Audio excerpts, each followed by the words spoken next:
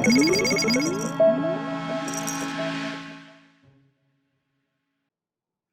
আমি কথা বলবো হচ্ছে অ্যাওয়ারনেস অ্যাডে রিচ অ্যাড নিয়ে। কিছুক্ষণ আগেই কিন্তু আমি একটি ব্র্যান্ড অ্যাওয়ারনেস অ্যাড দিয়েছিলাম। আমি যদি দেখাই, অলরেডি আমার ব্র্যান্ড অ্যাওয়ারনেস যে অ্যাডটি আছে সেই অ্যাডটা কিন্তু অ্যাপ্রুভড হয়ে গিয়েছে, তাই না? অ্যাক্টিভ আছে। তো আমি এই ব্র্যান্ড অ্যাওয়ারনেস অ্যাড দিয়েছিলাম আমার অ্যাওয়ারনেস অ্যাডের অ্যাক্টিভিটি দেখার জন্য। ঠিক আরও একটা অ্যাড আমি দেব, সেটা হচ্ছে রিচ অ্যাড। তো রিচ অ্যাড দেওয়ার জন্য নিয়মটা কি? রিচ অ্যাড দেওয়ার জন্য নিয়মটা হচ্ছে এই ক্রিয়েট বাটনে ক্লিক করার পর আমি রিচ এই অপশনে ক্লিক করব।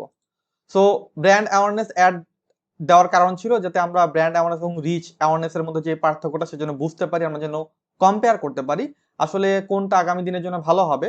এবি টেস্টটা যেন আমরা করতে পারি ব্র্যান্ড অ্যাওয়ারনেস এবং রিচ অ্যাডের মধ্যে, আমরা এটা দেখতে পারবো। এটা দেখার জন্য আমাদের দুটা ক্যাম্পেইনিং এ পুরো ফুল একদিন চলতে হবে। আমি খুব কম বাজেট দিয়েছি এটা আপনাদেরকে প্র্যাকটিক্যালি দেখানোর জন্য, $2 করে দেখাবো আজকে। ব্র্যান্ড অ্যাওয়ারনেস মানে কি ছিল? যত বেশি মানুষের কাছে, যতবার মানুষের কাছে পৌঁছায়।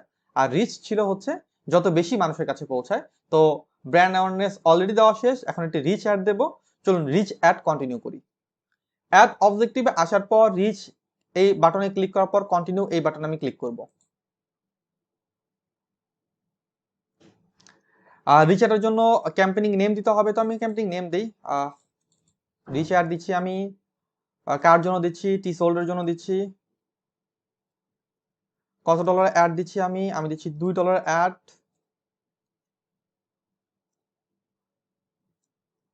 $2 অ্যাড দিচ্ছি। এগুলো অফ করা থাকবে, তারপর হচ্ছে আমি নেক্সট বাটনে ক্লিক করব। অ্যাড সেট আমি এটা কোথায় দেবো? ঢাকার মধ্যে, ঢাকা লিখি, ঢাকা লিখলাম আমি। অলরেডি পেজটা আমার সিলেকশন করা আছে। আপনি চাইলে এখান থেকে কিন্তু পেজ সিলেকশন করতে পারেন। রিসোল্ড কত ডলার বাজেট? অনেক কম, $2 বাজেট।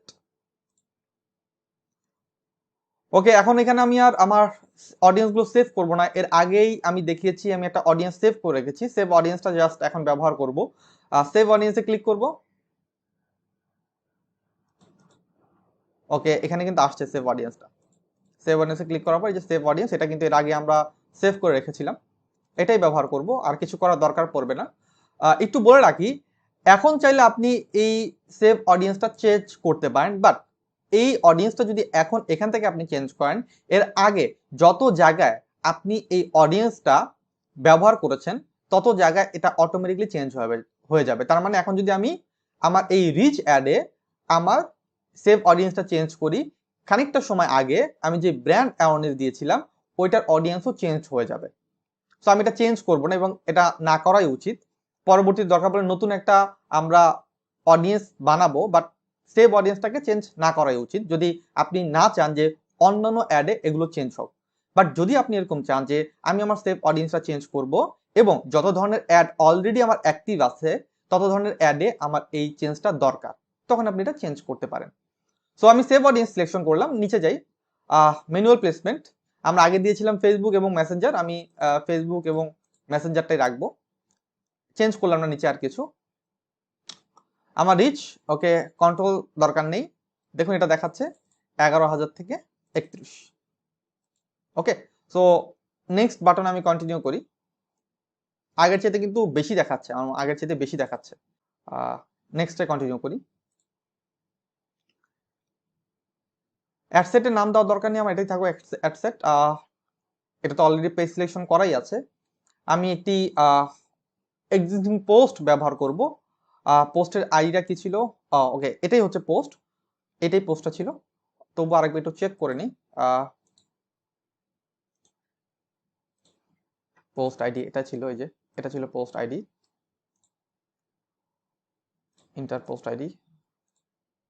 ওকে, হ্যাঁ এটাই পোস্ট। এরপর আমি একটু এই দেখুন এখানে স্টার্ট কনভার্সন, এটা কিন্তু আগে আমরা এটা সেভ করে রেখেছিলাম। তো ইউজ এক্সিস্টিং এখানে ক্লিক করব। দেখুন এখানে কিন্তু অলরেডি আছে, এই যে ক্লাসিক টি শার্ট আবেয়া, এটা সিলেকশন করলাম আমি। দেওয়ার পর জাস্ট পাবলিশ বাটনে ক্লিক করবো। তো আগের অ্যাডটা রান করতে আমাদের প্রায় 15 মিনিট সময় লেগেছিল, এই অ্যাডটা কিন্তু 5 মিনিটের আগেই শেষ হয়ে যাচ্ছে। কারণ হচ্ছে আমার অডিয়েন্স সেভ করা ছিল, আমার পোস্টটা হচ্ছে ইউজ এক্সিস্টিং যে মেসেজটা সেটা সেভ করা ছিল, এবং আমি জানি আমাকে কি করতে হবে। সো পাবলিশ বাটনে ক্লিক করে দিই।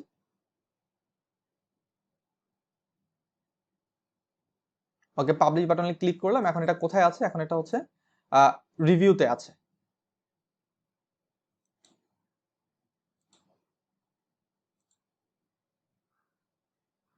ওকে, এটা আসবে, নো প্রবলেম। এখানে হচ্ছে যে এখন দেখাচ্ছে reach no ad, but processing চলতেছে, খানিকটা সময় পর এটা অটোমেটিকলি আসবে। তো আমি একটু বলতে চাই, সেটা হচ্ছে যে এই যে অ্যাড গুলো আমরা কাজ দেখতেছি, আমি আপনাদেরকে বলবো শুধুমাত্র যদি আপনার ইন্টারেস্ট শাখা আপনি দেখবেন তাহলে কিন্তু এটা দেখেই চলে গেলেন।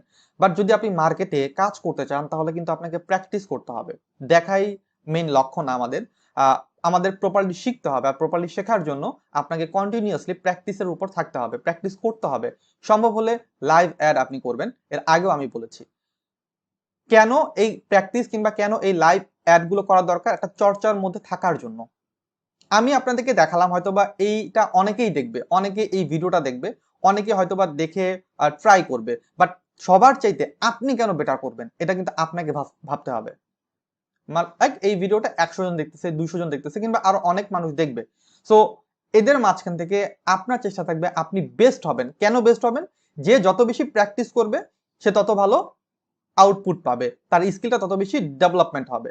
এখন কথা থাকতে পারে, ভাই আমার কাছে প্রোডাক্ট নেই, আমি প্র্যাকটিস করবো কিভাবে, আমার কাছে একটা পেজ নেই, প্র্যাকটিস করবো কিভাবে, এই টাইপের কথা আপনার কাছে থাকতে পারে। আমি বলবো এগুলো সব হচ্ছে এক্সকিউজ, কিচ্ছু থাকার দরকার নেই। আপনি যদি প্র্যাকটিস করতে চান তাহলে আপনি যেটা করতে পারেন, নিজের নামে একটা পেজ খুলবেন। নিজের নামে আপনার বাসায় কি আছে? আপনার হাতে মোবাইল আছে, আপনার মোবাইলের ব্যাক কভার আছে, আপনার বাসায় লাইট আছে, ফ্যান আছে, টিভি আছে, রেফ্রিজারেটর আছে, যা আছে সবকিছুর একটা মেন্টালি সিদ্ধান্ত নিন, আমি এই প্রোডাক্টটা প্রমোশন করতে চাই।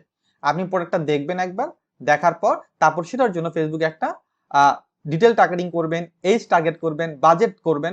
পাবলিশ করার দরকার নেই, যদি সম্ভব হয় তাহলে পাবলিশ করুন $1 অ্যাড দিয়ে, $2 অ্যাড দিয়ে, অনেক বেশি ডলার করার দরকার নেই। আমি কিন্তু ছোট ছোট করে দেখাচ্ছি আপনাদেরকে বোঝানোর জন্য, কারণ আমি জানি অনেকেরই বাজেট নেই।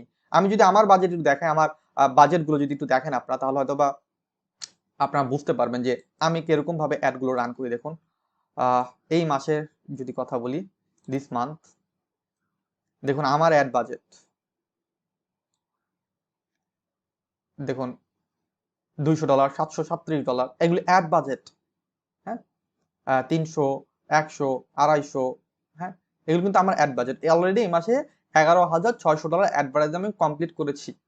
সো আমার বাজেট বেশি তার মানে এই না যে আপনার বাজেটও বেশি থাকা লাগবে। আপনার বাজেট কম হলেও আপনি কাজ করতে পারবেন। হ্যাঁ, বাট ছোট ছোট করে আমি এই কারণে দেখাচ্ছি যেন আপনার মাইন্ডটা ছোটর দিকে থাকে। অনেক ভাই যদি অনেক বড় অ্যাড রান করে দেখায় তাহলে হয়তো আপনাদের মনের মধ্যে একটা কনফিউশন আসবে যে এত বড় অ্যাড আমি কিভাবে রান করবো, আমি তো পারছি না।